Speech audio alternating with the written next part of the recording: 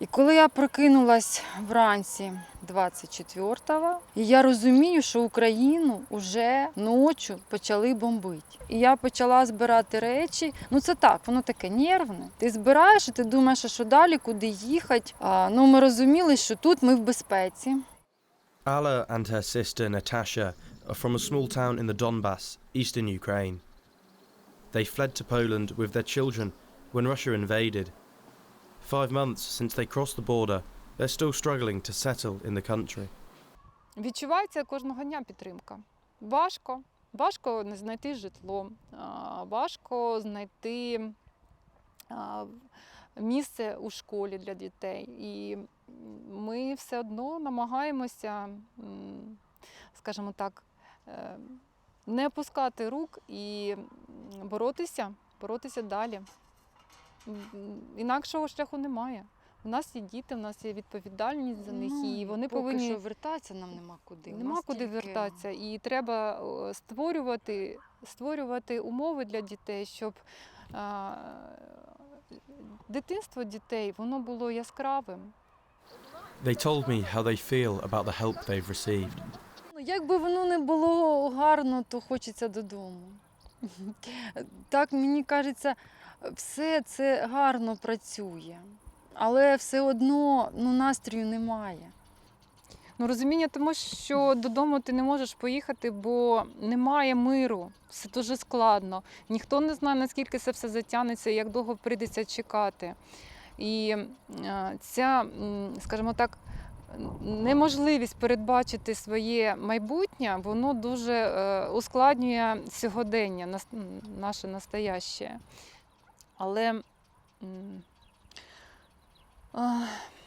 ми сподіваємося, що ми все зможемо преодоліти, вистояти і повернутися додому. Natasha has since been in contact with me to say they still don't have a permanent place to stay, months after arriving in Poland.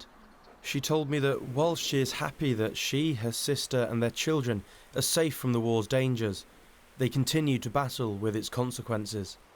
Since the invasion began, the UN estimates that 4.5 million Ukrainian refugees have crossed the Polish border. Most of them are women and children. 1.2 million of those have registered to settle in the country, but the real number is much higher. 5 months since the war began, and the relationship between Poles and Ukrainians is showing signs of strain. The town of Kamienica, just 100 miles from the Ukrainian border. Like everywhere else in South Poland, it has seen an influx of refugees in the past few months. Currently, more than 150 Ukrainians are living here, and looking around, it doesn't take much to see signs of support from the town's residents. Hotel Yurkovsky, on the edge of town. The owner, Stanisław, began hosting Ukrainians as soon as they started coming over the border. Currently, 22 Ukrainian children are staying in the hotel.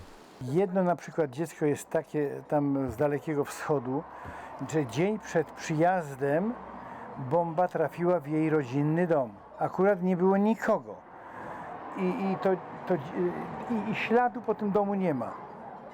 To dziecko wracając nie ma domu. Some have told Stanisław they want to stay in the town and are learning Polish, but he tells me this is having an effect on local children's education. Nie przyjęto jej dziecka do przedszkola tylko dlatego, że w pierwszej kolejności przyjęto dzieci z Ukrainy, gdzie te panie najczęściej nie pracują, mogłyby się tymi dziećmi zająć. Taka jest opinia pobieżna. Pierwszeństwo mają Ukraińcy, ukraińskie dzieci przed naszymi. Stanisław has never taken any money from the government for his help. And like many in Poland, rising costs are making him worried about being able to house refugees in the future. Więc to wszystko drożeje z dnia na dzień i nie wiemy, kiedy się to zatrzyma. Nie wiemy, kiedy będzie ta stabilność. Martwimy się też o samych siebie, tak trzeba kolokwialnie powiedzieć, bo prowadzić taki biznes to naprawdę codziennie generuje duże koszty ogrzewania, energii elektrycznej, zatrudnienia ludzi, pomoc. tak długo, daleko idąca już moim zdaniem powinna stanąć pod znakiem zapytania. I asked him if the strain caused by the refugee crisis on Polish people has worsened Polish-Ukrainian relations. Ja myślę, że tak. Po prostu, że te relacje mogą zejść na taki chłodny poziom. He's not the only person in Kamienica who thinks the relationship has been affected. Myślę, że może nie będzie tak aż źle, żeby relacje żeby się pogorszyły, aczkolwiek będzie to już niestety większy dystans. Nie będzie już takiego zapału, jaki był przez ostatnie 4 miesiące. Roman converted his garage so he could host a Ukrainian family. A woman from Zaporizhia and her 2 children have been living here since March. Bardzo przykre doświadczenie. No niestety 80% jedzenia zostało wyrzucone. Żona dbała, nie szanowali tego wszystkiego. Niestety ani dzień dobry, ani do widzenia, ani dziękuję. When approached, the family wouldn't speak to me on camera. Upstairs, you can see how Roman has adjusted to them living in his workshop. Toys next to tyres, and clothes drying by car parts. When the family arrived in March, his neighbours donated toys for the children. Autko Barbie. To wszystko było dane, niszczone, rozebrane, połamane, wyrzucone, we workach leży. Lego, no to dorośli ludzie się bawią. Tak jakby nie interesowało ich to w ogóle. Są magazyny, sklepy, które się zamykają, mają do wyprzedaży powiedzmy jakieś tam worki, no to kupiłem tam chyba 70 kg ubrań. Nowe, po prostu nowiutkie.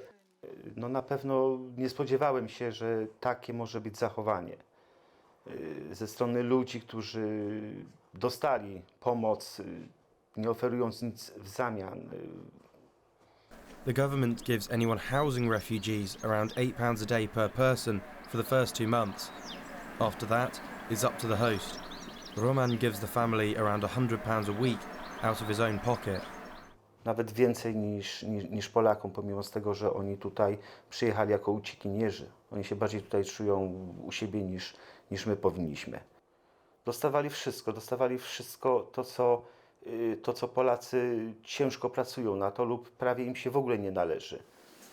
I asked him if he thinks the family will stay in touch when they return to Ukraine. To już jest ich wola. Czy będą chcieli, czy kiedyś napiszą podziękowania, czy kiedyś przyjadą do kraju, czy choćby nawet zadzwonią. Nie wiem. Days later, Roman emailed me to say his guest family had asked him to drive them to Krakow, where they got a bus to Kyiv. After living in his garage for 4 months, he said they left without even saying goodbye. He hasn't taken in another family since. But for some in the town, the experience has been more positive. My name is Diana. I'm from Kyiv. Diana fled from Ukraine on the 14th of March with her mother and 2 younger brothers. She told me how it felt to get to Poland. Тобі зімно, одиноко, ти не розумієш, де ти, що взагалі коїться. І, а тут ти розумієш, що ти в безпеці і про тебе піклуються. Тобі хочуть допомогти, і ти вже відчуваєш себе, що все добре. Можна заспокоїтись, можна трохи розслабитись, можна поспати. She thinks some locals' attitude isn't fair. Переживають за те, що тут приїхало 4 мільйони українців. Якби в Україні до України прибуло 4 мільйона поляків, Україна б також, люба країна, вони б переживали. Diana was an artist before the war began. In the town, she's painted this, Ukraine's national flower. When she goes back to Kyiv, she will have left her mark, a ray of sunshine in these trying times. Кінчиться війна, ми поїдемо в Україну, Аша буде приїжджати до нас, ми до Аші і так далі. Ні, случило так, нові люди в житті, і коли я повернуся в Україну, я не зможу їх забути. This crisis has brought 2 neighbours ever closer. But it's now a fine line between unity and division. Fergus Harris, Poland.